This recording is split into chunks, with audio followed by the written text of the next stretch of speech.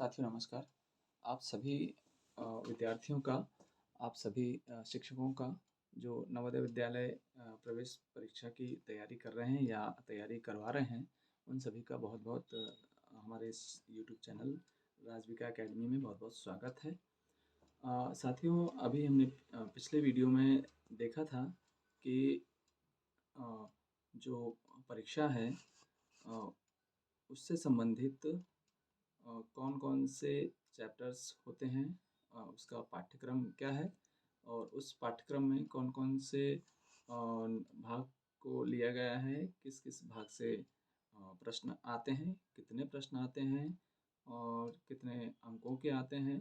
तो इससे संबंधित हमने बात की थी।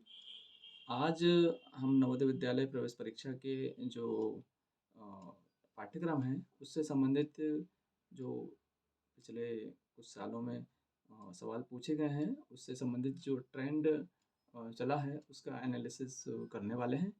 तो साथियों चलिए अपन यहाँ पर शुरू करते हैं।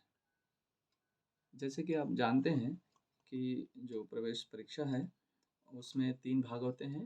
पहला भाग होता है मानसिक योग्यता परीक्षण का, जिसमें कुल 10 चैप्टर होते हैं और दूसरा भाग होता है अंकगणितीय परीक्षण का।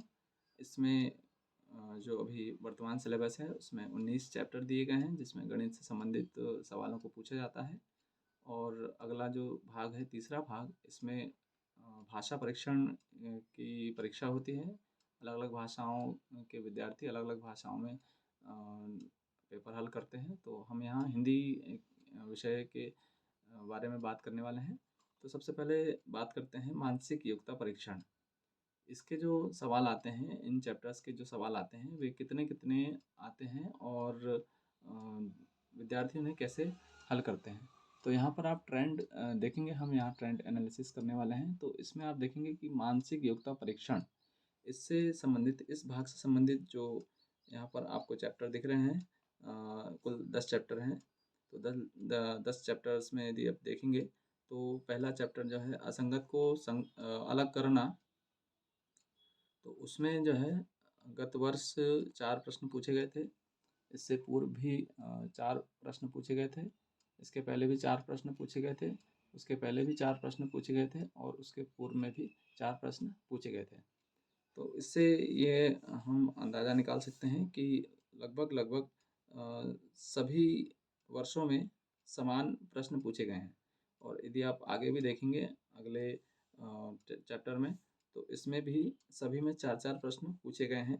तो ये जो भाग है हमारा मानसिक योग्यता परीक्षण, इसमें कुल 10 चैप्टर हैं। तो 10 चैप्टर में से सभी चैप्टर में 4-4 प्रश्न पूछे जा रहे हैं और 4 प्रश्न जो पूछे जा रहे हैं, तो इन सभी 4-4 प्रश्नों को मिला कर के 40 प्रश्न कुल होते हैं।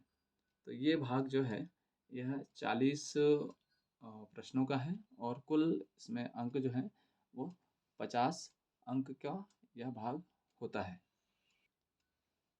अगला जो भाग है हमारा अंकगणितीय परीक्षण, इसमें यदि हम देखेंगे तो हर चैप्टर में अलग-अलग तरीके से प्रश्न पूछे गए हैं।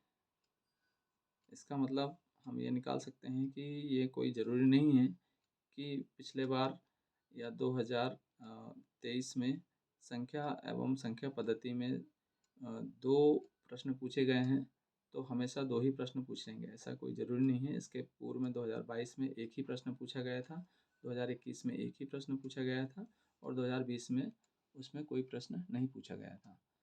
तो ये कोई ज़रूरी नहीं है कि हर चैप्टर से आपको हर बार सेम अंक के या सेम प्रश्न पूछे जाएँ, ये कोई आवश्यक नहीं है। लेकिन फिर भी हमें हर चैप्टर पर ध्यान देना होगा, हर चैप्टर को पूरी तरीके से हल करना होगा, बराबर तरीके से हल करना होगा और कोई भी चैप्टर हम छोड़े ना।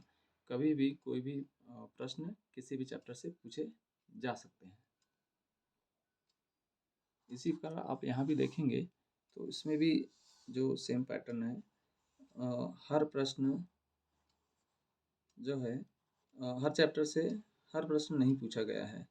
किसी में कोई चैप्टर में 2 प्रश्न पूछे गए हैं लगातार, किसी में 1 ही प्रश्न पूछा गया है, किसी चैप्टर में वह प्रश्न नहीं पूछा गया। जैसे यहाँ आप औसत देखेंगे औसत वाले चैप्टर में गत वर्ष यानी 2023 के जो प्रश्न पत्र है उसमें एक भी प्रश्न नहीं पूछा गया।